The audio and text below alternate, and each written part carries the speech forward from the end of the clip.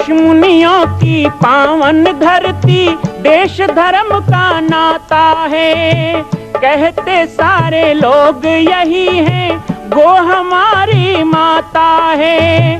जाग उठो ओ भारतवासी, जाग उठो ओ भारतवासी, गो पर छुरियां चलती हैं। बंद करो गो माँ की हत्या, सारी जनता कहती है। बंद करो गो माँ की हत्या, सारी जनता कहती है।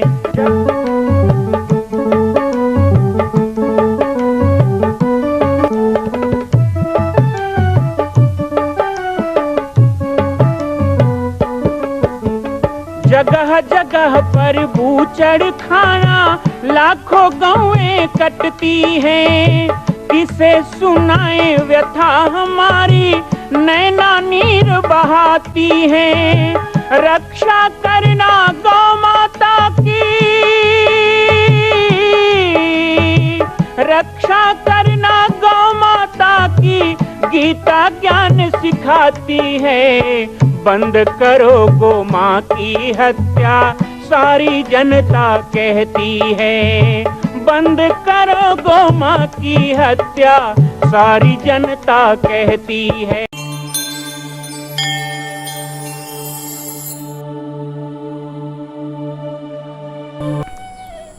जय श्री राम, जय गो माता, जय गोपाल। मन की दशा, जिस समय वैराग्य जीवन में हम प्रवेश करते हैं तो उस समय मन की दशा क्या होती है। वैसे तो कहा गया कि योगी के मन की दशा को जानना बहुत मुश्किल है। फिर भी मैंने एक पुस्तक पढ़ी, योगी जीवन की गाथा।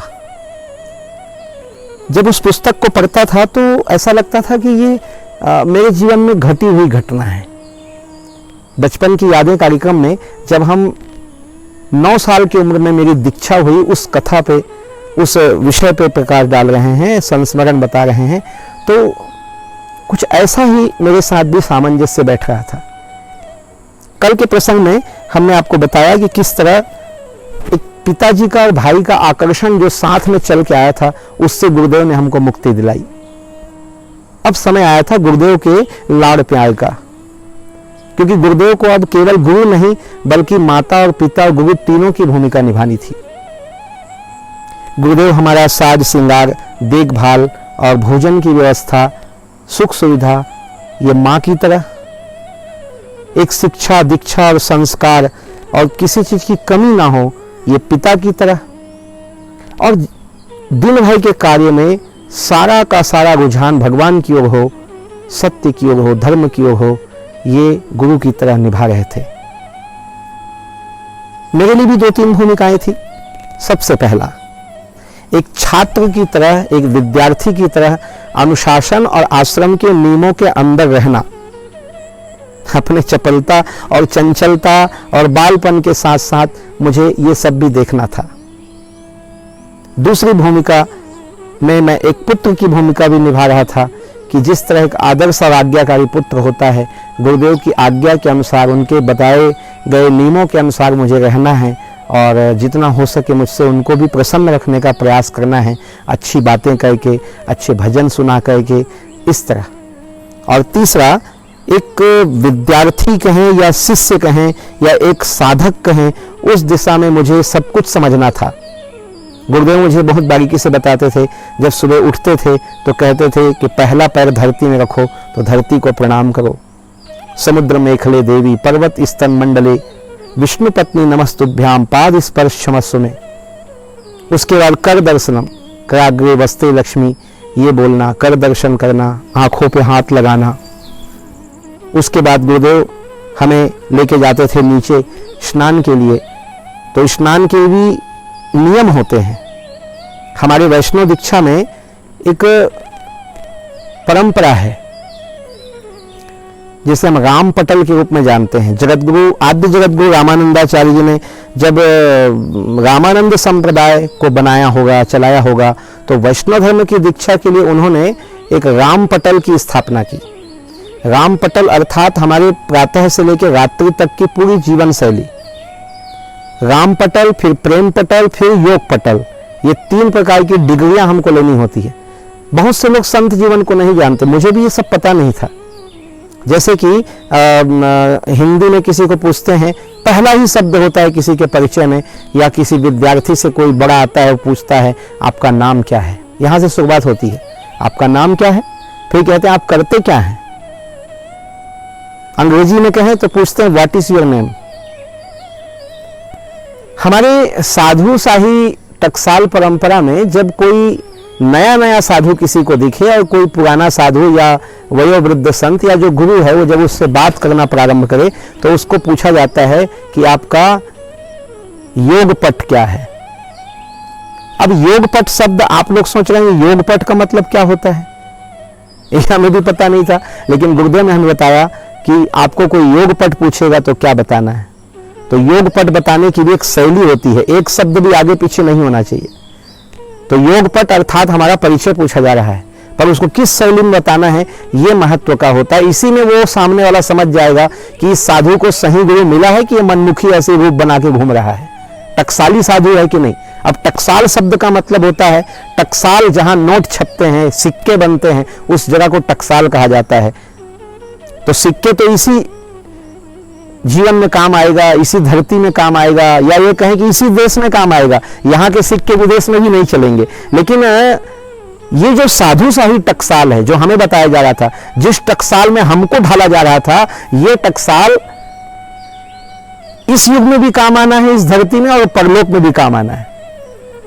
तो इसे टकसाल कहते हैं, यानी हमारी नियम परंपरा मर्यादाएं, इसको टकसाल कहा जाता है। और इसमें पहला शब्द होता है, कोई हमको पूछे कि आपका योग पट क्या है तो क्या बताना, तो गुरुदेव कहते थे योग पट में बताना भेष भगवान का, आप सब संतों का दिया हुआ, श्री गुरुदेव भगवान का दिया हुआ, दास का छोटा सा नाम। अब यहां श्री नहीं लगाना है, राम बालक दास महात्यागी।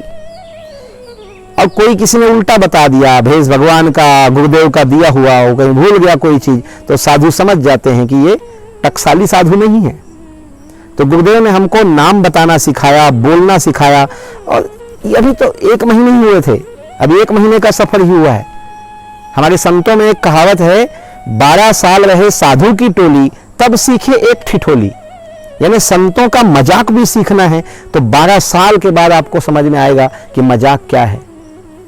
जैसा कि हम कहते हैं ना, कबीरा बात है अटपटी, झटपट समझ न जाए, जो मन की खटपट मिटे तो सहज समझ में आए। तो गुरुदेव बारीक से बारीक बातें हमें पुत्र की तरह, शिष्य की तरह बताते थे और हम उसको पूरा पीने का प्रयास करते थे, ग्रहण करते थे। सुबह जब स्नान के लिए जाते तो गुरुदेव बताते कि जल लेके जाना है तो कमंडल पे आप जल लेके जा रहे हो, शौच के लिए जंगल में, तो उसे जूठा करके जाओ, क्योंकि जल पवित्र होता है, इसे जूठन करिए फिर जाइए। किस दिशा की ओर बैठकर शौच करना है वो बताते थे। और उसके साथ साथ शौच के पश्चात कितनी बार हाथ को, कितनी बार पैर को मिट्टी से धोना है, साबुन नहीं, मिट्टी से धोना है। और इस तरह पात्र को धोना है, फिर 12 बार कुल्ला करना है। कुल्ला करने के लिए भी सामने यदि कुल्ला करते हैं तो बाईं दिशा और दाहिनी दिशा, तो उसका भी बताते थे। यहाँ तक दातुन भी तोड़ के लाना है अपने लिए। वो हमको कहते थे आपका दातुन कोई तोड़ के नहीं देगा, आप यहाँ राजकुमार नहीं, आप एक सिपाही बनने आए हैं, साधक बनने आए हैं। भले उम्र छोटी है आपकी, लेकिन आपका संकल्प बड़ा है, आपका रास्ता लंबा है। तो दातुन भी तोड़ना है, तो दंत धावन तोड़ना, तो दंत धावन तोड़ने का मंत्र होता है। फिर किस पेड़ से क्या मिलना है, आयु वृद्धि होती है, वीर्य वृद्धि होती है, बुद्धि की वृद्धि होती है। तो वैसे वैसे करंज का दातुन है कि हमको नीम का दातुन है। बबूल तो यहाँ जंगल में होता नहीं था, तो ये अलग अलग प्रकार के दातुन के बताते थे। और दंत धावन शब्द से उसको संबोधित किया और दंत धावन को तोड़ने का भी मंत्र उन्होंने दिया। कई लोग पूछते हैं कि ये जंतर मंतर क्या होता है, ये मैं भी सोचता था। आज कई लोग सोचते हैं कान में फूंक दिया, जाओ राम रामाय भद्राय नमः, हो गया मंत्र। नहीं, जंतर मंत्र है इसमें। और ये सब जंतर मंत्र हमारे नियम पद्धति, दातुन से लेके हाथ पांव धोने से लेके सब चीज में है। तो नित्य क्रिया में ये सब बताते थे। और स्नान के लिए जब जल को प्रणाम करना है और जल में जब स्नान करना है तो उसके बारे में भी गुरुदेव बताते थे। तो इस तरह हमारी शिक्षा दीक्षा और मंत्र परंपराएं शुरू हुई। बचपन की कुछ बातें आपको बताऊं, लेकिन मैं चाहता हूं कि इन सब संस्मरण के माध्यम से आपको भी कुछ साथ में लाभ मिलते जाए। इसीलिए स्नान के पश्चात बहुत सारे मुद्राएं भी होती हैं और ऐसे कुछ कार्य होते हैं जिन कार्यों के द्वारा हम अपने स्नान को पूर्ण करते हैं। एक व्यक्ति ने मुझे पूछा कि गंगा में स्नान करें तो ऐसा क्या है जो करने से हमको लाभ मिले। मैंने कहा यदि आप श्रद्धा से मां गंगा को प्रणाम पूजन कर स्नान करें तो आपको गंगा स्नान का पुण्य मिलेगा और जाने अनजाने में आपके द्वारा किए गए पापों का नाश होगा। लेकिन आपने बस कपड़े उतारे, छलांग लगा दी, पानी समझ के नहा लिया तो भी कोई हानि तो है नहीं। आपको शीतलता मिलेगी, ठंडकता मिलेगी, पुण्य ना मिले तो ना मिले लेकिन तन का मैल खत्म हो जाएगा। इसी तरह स्नान को यदि नियम पूर्वक किया जाए, सबसे उत्तम स्नान होता है बहते हुए नदी का स्नान, तीर्थ का स्नान। मध्यम स्नान होता है अपने गांव के आसपास ताल, तलैया, सरोवर या कुआं बावड़ी हो तो वहां जाकर स्नान करना। और सबसे नीचे का स्नान होता है जो आजकल ज्यादातर हो रहा है, नल से बाल्टी भाई के नहाना। लेकिन स्नान तो स्नान होता है। जहां भी स्नान करें तो पवित्र नदियों का स्मरण करें। गंगा चैव समुद्रे सरस्वती नर्मदा, उनको स्नान करके, स्नान मंत्र के कई प्रकार हैं। आप अलग अलग मंत्रों से भी जले सन्निधि को कह के उनको आमंत्रित कर सकते हैं, आवाहन कर सकते हैं। गुरुदेव कहते थे स्नान के पश्चात जल से हाथों में लेकर के उससे अपना तिलक स्वरूप बनाना, द्वादश तिलक करना, सूर्य को अर्घ्य देना, भगवान शिव को ला करके जल चढ़ाना, तुलसी मैया को जल से सिंचन करना और इसके पश्चात जल लेकर धुनी पे आना और चंदन तिलक धारण करना, स्वरूप धारण करना। तो स्नान के पश्चात की प्रक्रिया भी गुरुदेव हमें सिखाते थे और इसके साथ साथ ही वो हमें शिव की मुद्रा बताते थे कि शिव जी की मुद्रा कैसे बनती है। फिर सूर्य को त्राटक लगाकर देखना, इस प्रकार बनाकर सूर्य को देखा जाता। जितना देर हो सके दोनों आंखों से सूर्य को देखना, इससे आंखें मजबूत होती हैं। गुरुदेव कहते थे त्राटक 1-1 घंटे का होना चाहिए, धीरे धीरे 1 मिनट से लेकर 1 घंटा तक बढ़ाना चाहिए। यह अलग बात है कि हम उस अभ्यास को आगे नहीं कर पाए। और सूर्य को प्रणाम की मुद्रा, तो सूर्य प्रणाम की मुद्रा कुछ इस प्रकार से होती है। ये हम प्रणाम करते हैं सूर्य को, इसे गोमुखी भी कहा जाता है। ये सारी 24 मुद्राएं, अष्ट मुद्राएं और स्नान की प्रक्रिया और नित्य कर्म, ये सब गुरुदेव हमको बताते, सिखाते। कुछ हम समझते, कुछ नहीं समझ पाते, कुछ दूसरे दिन कर पाते। तो धीरे धीरे ये सब मन में रमने लगा और समय भी इसके साथ अच्छे से अब कटने लगा। इधर सुबह के 9-10 बज जाते थे पूजा आरती होते तक के, फिर उसके बाद में थोड़ा खेल करते और फिर 12-1 बजे भोजन करते। दोपहर में जब गुरुदेव विश्राम करने लग जाते तो उस समय लिखने का मन होता, भजन लिखना, अच्छे भजन को याद करना, इन सब कार्यों में कुछ आए गए भक्तों के साथ, ज़्यादा तो आते नहीं थे। उस समय ऐसा था स्थिति आश्रम का कि करीब 8 दिन या 10 दिन में या 5 दिन में कोई एक आध व्यक्ति आ पाता था, वो भी आसपास गांव के। तो इस तरह समय बहुत अच्छे से व्यतीत हो रहा था। गुरुदेव के साथ भजनों का आनंद लेते और फक्कड़ जीवन का आनंद लेते। अब तो वो समय दुर्लभ है, हम चाह कर भी वैसा आनंद नहीं ले सकते, लेकिन वो समय याद करना भी हमारे लिए बहुत आनंददायक है। आप सबके कारण, आप सबकी जिज्ञासा के कारण ये बचपन की यादें कार्यक्रम में हम उस संस्मरण को याद करके अपना भी समय आनंदित कर रहे हैं। आशा करता हूँ कि आपको भी इससे आनंद मिलता होगा।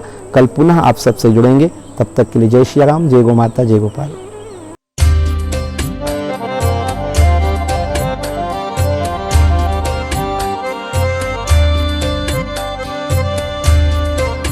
मां कौशल्या की पावन जन्मभूमि छत्तीसगढ़ प्रांत में बालोद जिला में स्थित है श्री सर्वसिद्ध शक्तिपीठ जामड़ी पाटेश्वर धाम।